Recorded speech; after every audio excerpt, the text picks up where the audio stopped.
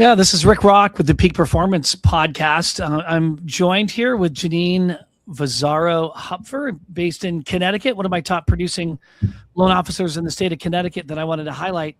So Jeneen, just to give you sort of a framework of sort of the podcast. So effectively what I'm doing is I'm outlining and highlighting the top producing LOs in 52 states. So 50 states and 2 territories across the next 52 weeks. Just highlighting best practices and just connecting with loan officers on the ground, right, in different states. And someone I actually have to introduce you to. I interviewed an incredible producer in the state of Maine, and she her name was Skylar Welch Skylar Welch. She was just incredible, and she was in the state of in Maine, and I went to Jason Jean in Massachusetts.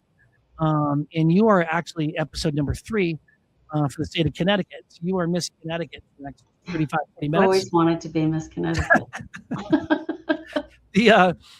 No, but welcome to the show. I really appreciate you accepting the invitation. Sure. I don't normally accept these types of invitations. Well, I could tell, right? And what was your first? What I told you, and I think this is actually pretty illustrative of a few things, but. What was your first reaction when I said I wanted to interview a top producer in the state of Connecticut, and I wanted it to be you? What did you say? I had an interesting thought, like, why me? I mean, I just am your average loan officer, and I'm not doing anything, in my opinion, abnormally strategic, like 4 a.m. ice baths or lunch workouts and peptide injections. So I figured I didn't fit the mold of someone you'd normally interview. In here's just to frame this for the audience and people who watch this. The reality is, Jeneen is a 32, 33, 34 million a year producer, always working on getting better and always working on improving. But at 32, 33, 34 million a year, that puts Jeneen in the top 50. There's 5,000 LOs. I think it was 52. In fact, let me, I will show this right now. So in the state of Connecticut, right, there are 5,000 LOs. There's 5,400 loan officers. And Jeneen, you're number 50, right? So you're in the top 50. This is Jeneen right here, right? You can see my screen, right, Jeneen? Mm-hmm. Okay. And so you're in the top 50 out of 5,000 LOs. Right? Wow. And I mean, it's incredible, right? So then when you click on you, can you see your profile right now, Jeneen? I can, yeah. So the last, you're in that 33 million or so, that 32, 33, 34 million dollar, sort of range as a producer, and that was and the reality is I think a lot of loan officers like you don't get your voices heard, but number 2, you don't realize how strong of a producer you really are, right? And I think we looked at this yesterday, where what were you, number 8 as far as the 8th highest producing female loan officer in the state of Connecticut? 8 or 10, yeah. And this is in the non-depository environment. So this is, environments where we're working with realtors, working with builders, trying to do the best we can to earn the business, not have those leads handed to us, but earn the business. And so I segmented out the depositories, and of the 5,400 non-depository or 58. Oh, Connecticut. 58. Oh, actually, the last 14 months it was 5,800 LOs. So there's probably some attrition there in the number of LOs in the 2-month delta. So in the last 14 months, there's 5,800 LOs, and you're number 50, right? Which I find just to be extraordinarily strong as a producer. So with that in mind, do you feel that you belong?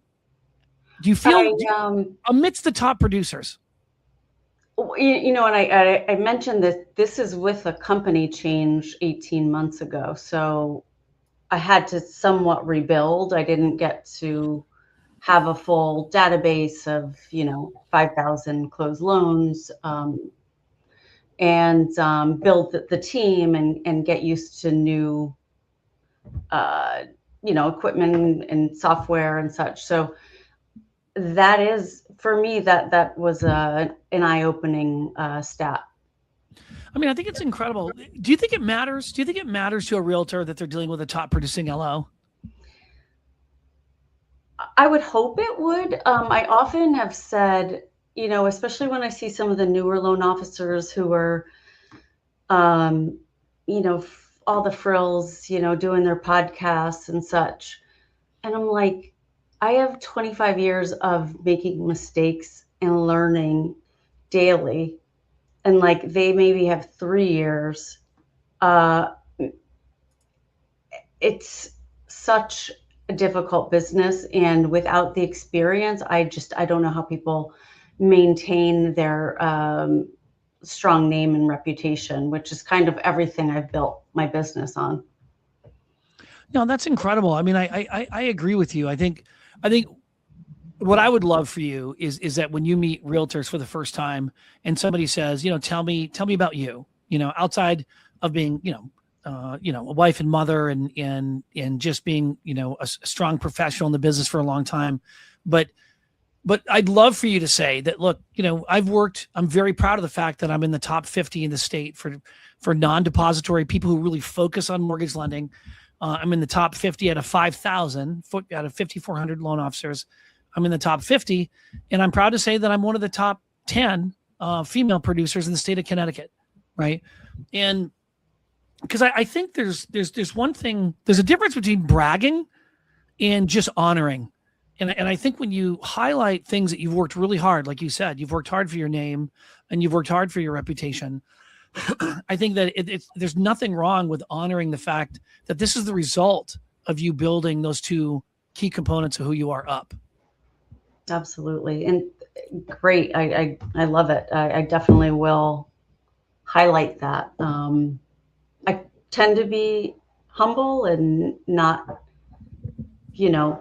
build myself up too much, but I like to perform in a way that's impressive and gives people that trust to say, Yeah. wow, she did a great job. I want to use her again. Do you know, what is it that makes you in that top 50, would you say? Like, if you were to look at Jeneen from the outside in and say, like, okay, this is what this person does. This is what this woman does to earn the business that she has and to get to the level that you're presently at. Like, what are those qualities about you, do you think? My career started years ago, and I transitioned into an account executive role, and I built a name on accuracy. So people knew to go to Jeneen because she will get the deal done. And that has carried over to retail, where I'm the cleaner upper, deals falling apart, call Jeneen, because they know when I say I can do something that I will do it. I don't take no for an answer. I don't stop working. I don't ever give up until that deal is solid and gets to closing. So that has been, I think it's taken a long time, a slow incremental process of building trust with people. And it's allowed me to get more referrals. List agents are thrilled with the service and they come back. So it takes time, but I'm happy that that's how my name is out there as someone who's accurate. What year was it that you entered the business? 99. In 99. Oh, wow. Okay. I was 3. Yeah. I was going to say, boy, in 8th grade, they had no licensing requirements, so it makes sense. But no, so in 99, you entered the business, and then as an AE, and then no, as a retail loan officer, learning, training. Okay, so you were retail LO, and then you transitioned as an AE for a wholesaler. Yep. And then at what point did you go back into origination? What year? Well, the market fell apart and wholesale jobs became obsolete for the most part. And I, like a lot of us at the time, was sort of looking to get out of the business altogether. And I had a close friend say to me, why leave? This is what you know. This is what you do. This is what you do well. Hang in there. It will come back. It'll come back around. And from 2007 to 2010, it was difficult. Found myself managing a small shop, and eventually went back full time to retail in 2012. Yeah. So 2012, and what lender was that with? I was with Ascend Financial, a broker shop in Connecticut. Oh, interesting. And when did you make the move from broker to banker? What lender was that? It's a pretty great story, but I met Jay Tolosano. A lot of people know him. He's a top producer in Connecticut. I ran into him at a mortgage show in 2014, and he hired me sort of his junior. And then I was also originating my own business. But I learned from the best. I mean, I've always had great mentors. He was the best. I eventually went to Prime Lending and worked with the best team over there. Oh, yeah. So I've stayed in this space since then. Was it? We had a friend in common. Was it Jen McGinnis, or what was her name? Or Kelly McGinnis? I thought it was. I think it was a brother and sister. I think they were. Yeah. So they were at Prime, right? Yeah. Yep. Yeah, I don't remember her first name, but Kelly. I think the last, Kelly and Gerard. Kelly. That's right. Yeah. That's right. God, I was really close to them for a while, and then I kind of fell out of touch with them. Are they still in the business? As far as I know, yeah. Yeah, because they were ones that I knew them back in 07, 08. And then they when they made it on the other side of the crash, it's like anyone who made it through the aftermath of the crash, you tend to have that unique bond with, right? And so we kept in touch with each other for a little bit. But I remember visiting with you back then, but I don't think you were working with them. I think you were Scholastic. That's when I took Scholastic from broker to banker. Yeah. In 2008. That's right. That's right. No, that's fascinating. So, like, at what point did you feel in your own career? You went from, I mean, what I love about your career was very incremental, right? You were trained as a retail LO, then you became an AE, then you became a junior LOA, if you will. Right. And then you became your own LO. And I became a team LO, and then I went on my own. And so how do you break free from that? Because sometimes people get locked into that because people, typically, if you're running a team like that, the team leader doesn't want you to break away. Right. So right? That's a great question. And that was a hard, there's been a lot of monumental places in my career. And one of them was fully breaking away from a team environment. Yeah. And the security of team leads, and also doing my own, to be going completely on my own. And I do have to say that over the 4.5 years that I was with Prime, I mean, they were the best of the best team. And we had the greatest people in the office, working nonstop to, do what we do. But it went from, just slowly building my business to building relationships, going out on the road, having great success with 1 or 2 agents, and then that building to, by the time I did in fact resign, they weren't actually surprised. I said, listen, I was working 80% on your business in the beginning. Now I'm working on 80% my own business. So it's not fair for me to take a piece of the pie. It's time for me. And they said, well, you spread your wings and fly, or, you're all grown up. That's incredible. So that must have been, production wise and income wise, that must have been a pretty good jump for you. And then once you begin realizing the kind of production momentum and the financial momentum that you can generate for yourself, that's when you started really leaning into it. I left to go on my own because if I stayed, I would be into everybody's territory. So there was no real option for me to stay and go on my own. I went to another large company. And what's interesting is it was about a year about a year and a half before COVID. Uh-huh. So I got to really get a lot of, get my strategy down, right? Yeah. And then boom, refi boom, working, bell to bell, just craziness. And again, that added to the training, that incremental, like learning the business inside and out, upside down, at one point processing my own loans, LOAing my own loans. And that's just knowledge that you can never replace. And what was your production growth? What did that look like? So from the team setting to. Yeah. Like, did you start off doing, like 5-6 million a year, then 8 million a year and 12 million, or did you just take right off? So I think the numbers that stick out in my head is like my last 2 years at Prime, I was closing like 178 loans a year. That was team leads and my own. So that's a lot of business. That is a lot. In 16, 17. And that was like 33 mil if I had to guess. And maybe, 20 of that was mine.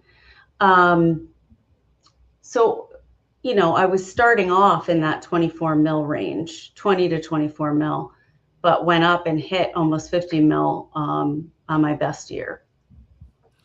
That's incredible. And your best year was COVID. Was it like 2021?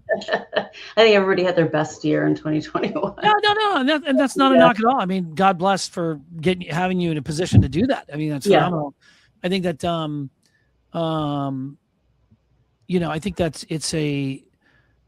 it's a testimony. Well, and plus, your number of units have gone down, but your dollar volume has largely been consistent because you've been even going through, I don't know if I were to share my screen again here. What's interesting about your production is like, if I go to 2023, it's like 25, 26 million. It was a down year for everybody. Sure. 2024 was largely flat, about 25, 26 million. 2025, you're at about 25, 26 million. And then of course you're up in production over the last 12, 13 months or so. You're at 33.5 million in production. So it seems like you're sort of getting your groove back. Well, again, with the company change in there, losing 2 months. And then I was monitoring it because I'm very hard on myself, but a lot of people dropped 30% a year. Yep. After COVID, and I did not. I was very you were consistent. And I'm always heavy purchase. So when the refis go away, it's still heavy purchase, Yeah. No, I think your consistency is exceptional. And I think that whenever I see somebody that's very consistent like that, just as a leader, to me, it's always a systems problem. Like you could fit more, you could put more logs in the fire, but the fireplace is only so big. And so you need to have a larger fireplace to be able to add more files into the system. So you need a better environment that's conducive to just putting in more loans rather than feeling punished with more business. You feel as though that, because it's hard, Skylar in Maine, talked about mom guilt and how it was just really hard being a mom and working all the time, having, the phone calls and trying to draw boundaries between your realtors, your business partners, and your children. And it's funny because men don't talk about that. Right. And they should, quite honestly, like men really should, around it. But I found it refreshingly honest when she did. And I know you've struggled with, with growth by way of the systems around you, and we've been working on that to provide you with better like operating support and LOA support and a better processor in place, and to really sort of put the core fundamentals in place. That way you could start to trust the system a little bit, step away to drive more business kind of through. There's still some work to be done, but I see you as the next 50 million a year producer pretty easily. It just can be a matter. It's not about you. I think it's got the systems around you to support you.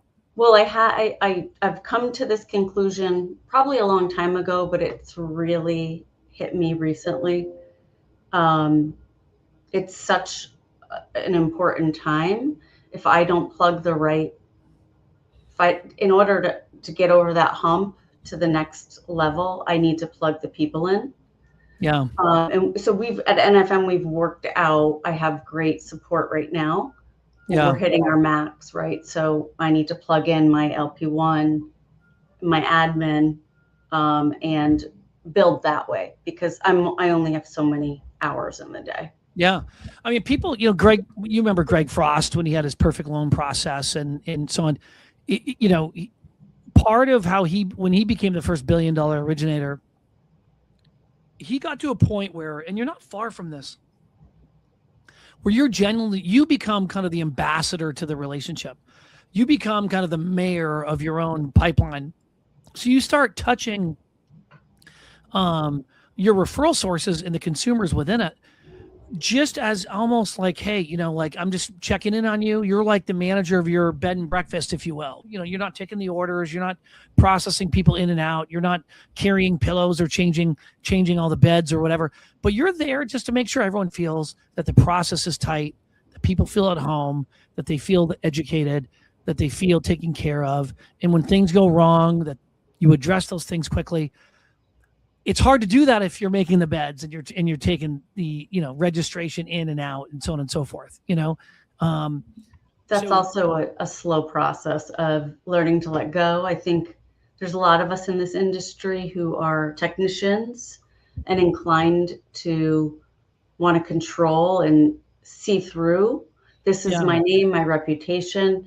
It needs to go a certain way. And the only way it goes that way is if I'm involved, right? So now how do you take your hands off of that and go do a whole new industry, essentially go do sales? Because I'm not really doing a lot of sales. I'm talking to people, but they're already sold at that point, right? I mean, very little sales involved.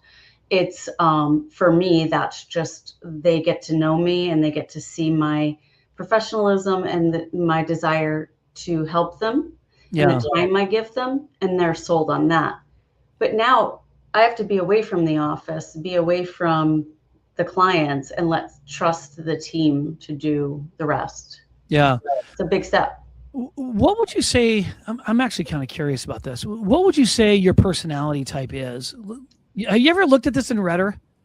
These personality assessment traits and key traits? Not in RETR, but over the years, yeah. So RETR says, look at all this. RETR says you're dominant, you're influential, you're steady. But for some reason, this is of no surprise.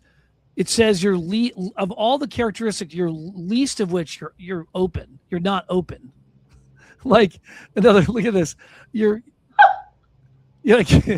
What does that mean? It means you're very agreeable is your highest trait. You're neurotic and you're conscientious, but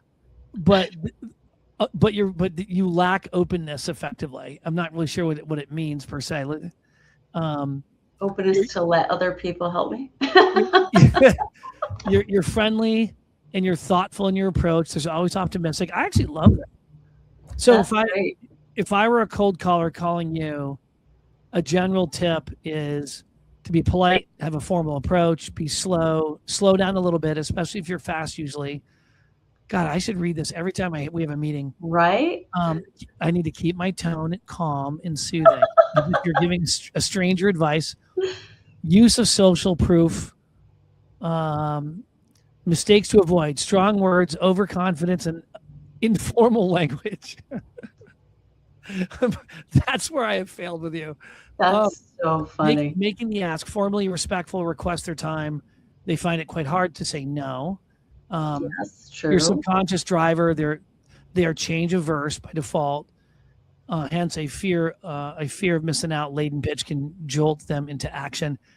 Yep. Now, this is fascinating. I actually haven't looked at this. Email tips, message tips. Yeah, look at that. Buyer personality. They usually consult others before making any big decisions. They're good listeners and appreciate relationships. They're friendly and polite, and then try to ensure that others are at comfort. Does that not describe you or what? It does. It does. Yeah. That is fascinating, though. I've actually hadn't looked at this DISC analysis. Okay, here it is. It's already example-driven, fair-minded, and appreciative. Ooh, okay. Yes. That is fascinating. No, love it. So, well, I was curious about that because not everybody, top producers. I think you exhibit. I think part of what I'll do is I will analyze the DISC profile of all the top producers, because I bet you, your qualities aren't all that dissimilar to other top producers of being assertive and what was the other ones here? It was assertive. I love this: dominant, influential, and steady. Were your top three in the actual DISC analysis. It's interesting. Dominant, influential, and steadiness. I think that's fantastic. Do you look at yourself as dominant, influential, and steady? I personally don't see you as dominant. I see you as influential and steady, but maybe you're in a very soft kind of way. You're very dominant, which is why realtors love to deal with you, because I think you're in control. I'm sure. Let's put it that. I'm sure-footed. Yeah. I'm not. I used to be maybe more timid and like nervous. Yeah. But now it's full steam ahead. This is what we're doing, and this is how we're doing it. And if we can't do it this way, I don't know that I'm the right fit for you. Yeah. No, and I think sometimes, even though you said that in the most docile kind of way, it's very clear. It's like, maybe we aren't a fit together, and I think that's a very dominant thing to say. I don't think people have to yell and scream to be dominant. Right. And I think that you exhibit that, and I think that's pretty clear. I think with your referral partners who have stayed with you for years. That's a pretty steady. How hard is it to balance historic relationships? Because I can see that as being really easy to rest upon. Everyone can rest on their laurels, or you can kind of rest on the relationships they have. You can get stuck there too. The one thing that Jason Jean mentioned was he I think it was one day a week. I think it was like Tuesdays. He's got like one day a week where he makes a very conscientious effort to touch realtors, like top producing realtors that he would like to get to know, he'd like to do business with, but doesn't. Yeah, that's a common coaching tactic, I guess. I am not great with keeping on a very regimented schedule of, hey, and this time we're doing this and we're calling these people. But I'm very conscientious of my transactions. So whoever I'm touching in those transactions is going to have the best experience. The buyer's agent, the listing agent, the paralegal, the attorney. So where do I get my referrals from? The attorneys, the paralegals, the list agents often connect and want to do business. So that's been a little better approach for me personally than the hard sales call, like, hey, let's get coffee, Yeah. I agree with you. I think sometimes there was another loan officer that I'm thinking about in California that works for NFM, and she is super quiet, super not pushy at all. And where she has struggled in the past is she's had really pushy managers who didn't respect kind of her personality type. And I think, to your point, you don't have to be loud and obnoxious to be dominant and to be direct. Sure. Yeah. What would you say to be I mean, you and I are roughly the same age, right? You're 38 and I'm 40. Yeah. So you and I grew up in the business largely in the same cohort, right? We were like 80s, early 90s kids. We kind of grew up, We had fax machines. yeah, and how hard is it, do you think? Like Skylar in Maine doesn't use a CRM, right? She like technology for her. She was very adverse to technology, and I think she uses spreadsheets and that sort of thing. But she simply doesn't really. She's sort of technology phobic. She'd much rather do this with people, be on the phone with them, or talk to them, or meet with them in the community, than send happy birthday cards and setting up all these automations. You know what I mean? Well, one is I've always done the most I can to incorporate new technology or new ways, new systems into, because I don't want to grow to a place where I'm stagnant and I can only do X, Y, and Z, and I have to depend on other people to do the other stuff. But also I've learned to delegate much better. So we have a great marketing department. I've been able to set up some marketing with them. I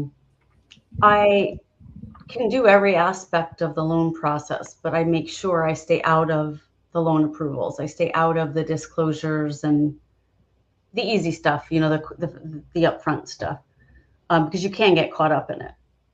I suppose if I didn't have the knowledge, I'd have a lot more time to do more green time.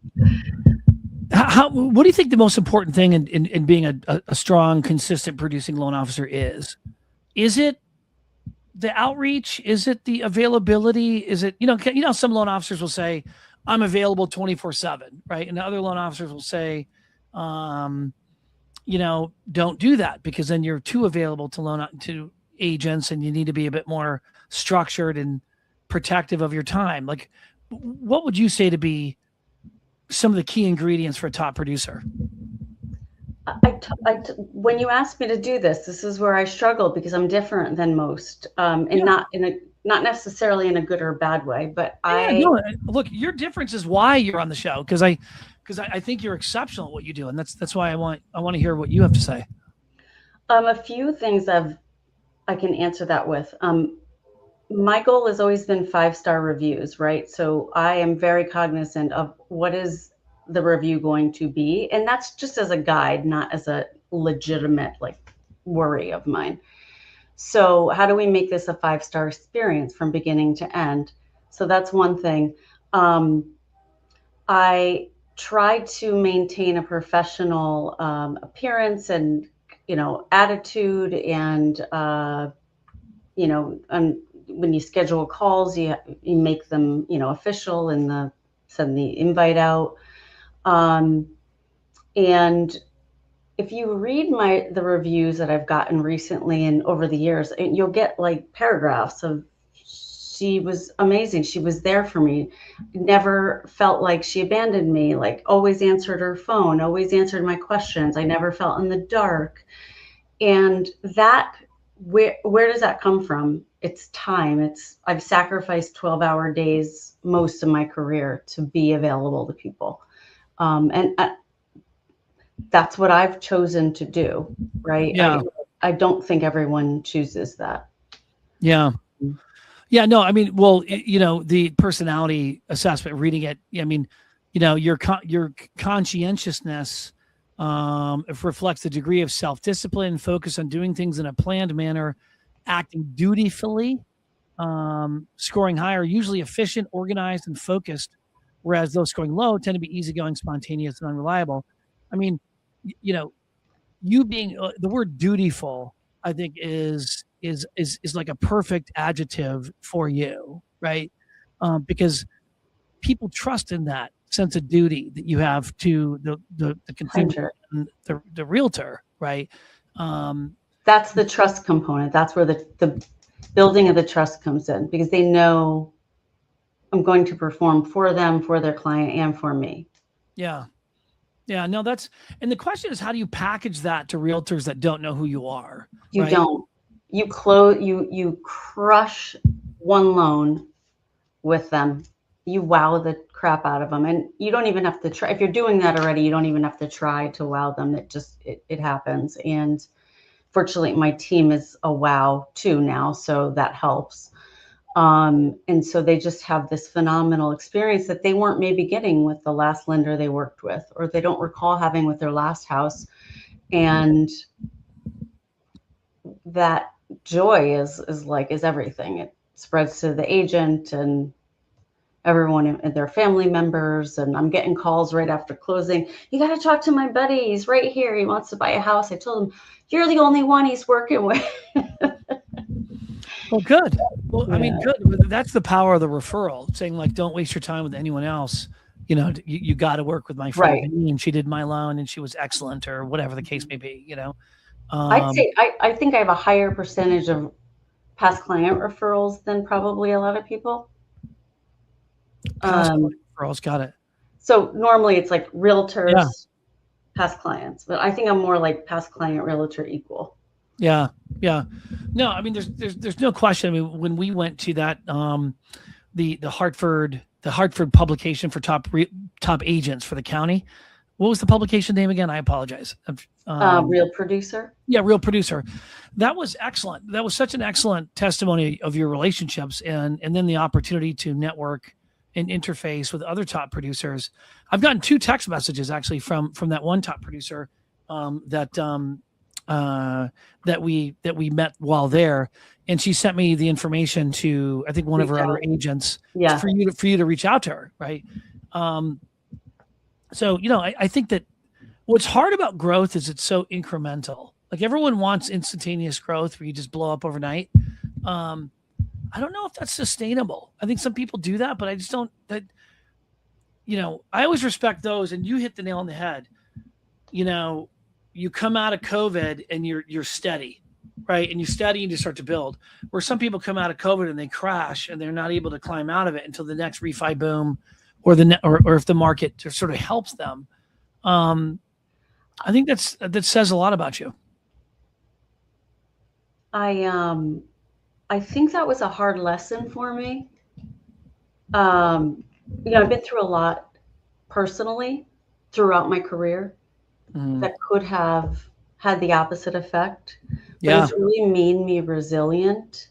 And I would look at where I am and I'd say, why am I here? Why am I a team loan? Why am I, you know, not recognized on the top such and such? Like every period of time I would assess myself. I was like, I should be doing better. I should be doing more. But then I would look back and say, look at what you learned. Like I had some of the best mentors and people around me. And, you know, going from not being able to stomach looking at a tax return to like flipping through in 3 minutes and knowing what the income calc is. So, you know, these are things that take time, and it takes time to learn that. It takes time to just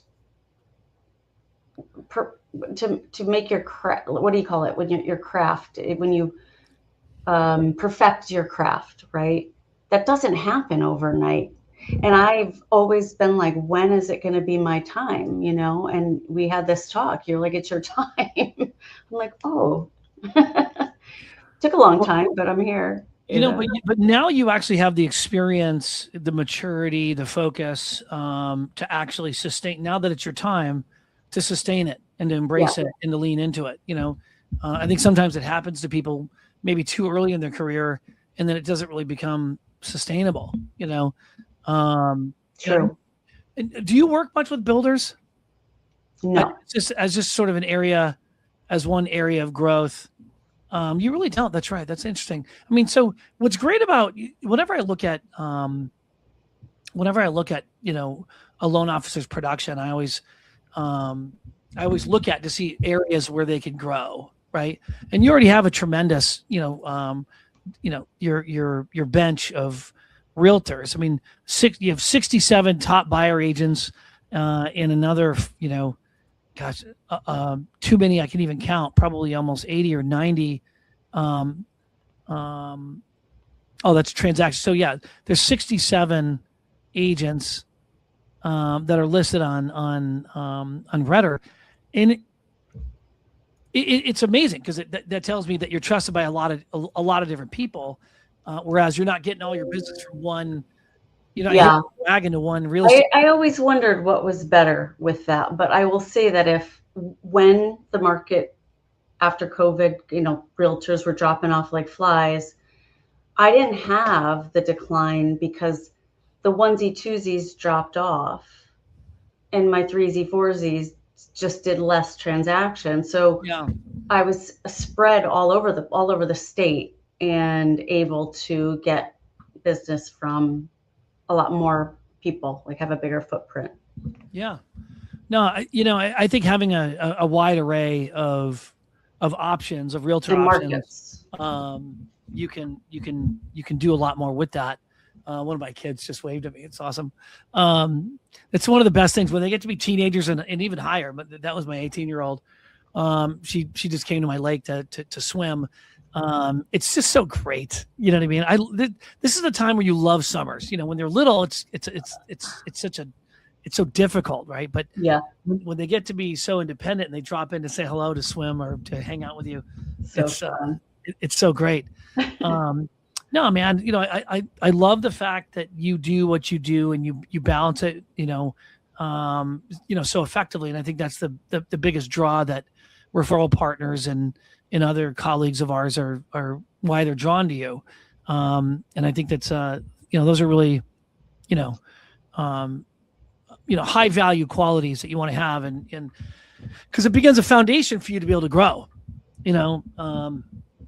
believe it or not, people think that when especially in your mid to late 40s, people think that you end up like kind of petering out your career. And to some degree, and I believe this wholeheartedly, this is the time where we lean into our career because we have a solid 10 years of good leadership experience. Yeah. The first 10 is kind of, you're cutting your teeth into things, but you have you have a solid 10 to 14 years worth of leadership and business growth that producers want to rely upon. I was thinking also that, and this, that faith has been a big part of my journey and my absolutely, yeah, my growth. I have social anxiety. I like to bring that up because there's a lot of people that may suffer with that, regular anxiety, social anxiety. And I've had to lean into my faith, and I am grateful for, learning to have self-confidence through, my faith and my foundation there. But it's interesting, the people that God's put in my life and some of the agents that I've had the privilege of working with that have maintained strong partnerships with me for 10 years or more. Marilyn Rosa, Samuel Ham, Yvonne Toro, and we share that integrity, that work ethic, and that care for our clients. And so a lot of that does, I attribute to my faith. I love that. And it's great to be at a place in your career where you feel you can share that. You can share that. You can sort of connect with borrowers and connect with realtors on a more meaningful level. And there's Absolutely. almost no better way of doing that than sharing, the common, faith that you have with them, especially at a time, I've been, I used to have a branch in Texas, for instance, and they used to pray over the pipeline. They would pray with their borrowers, before they found the home that they wanted to, that sort of God had in store for them. They didn't know it. So it was kind of like, put your anxieties aside. Yeah. This house is already known. It hasn't been revealed to you just yet. And it just helps them sort of just guide them through a process, which otherwise can be really scary. Yeah, it definitely has a different flow and a different vibe than those other relationships where, it's like, we know the deal, the offer's accepted, the house is yours, it was meant to be. And, I've met so many wonderful believers that are, that were clients that are now even friends. So that's been a great, I like to point that out because I have to give all the glory. Going from where I was and who I was to where I am now, it's unrecognizable. So Well, that's great. Well, look, I love that. I don't think there's a better place to stop. I'd love to have you back. I'd love to, keep in touch with how to keep track of, milestones that are coming up in your career and, or other production milestones that you achieve. I'd love to report back on that progress. That way we can determine kind of what it was that got you there. So I'd love it. Coming up. When am I coming up? Or well, we have a big milestone coming up, so we should. That's right. Connect soon. 100% right. So I look forward to connecting with you again. Thanks for joining us on the show. And this is a wrap on the Peak Performance Project. Thank you, Jeneen. Thanks for having me.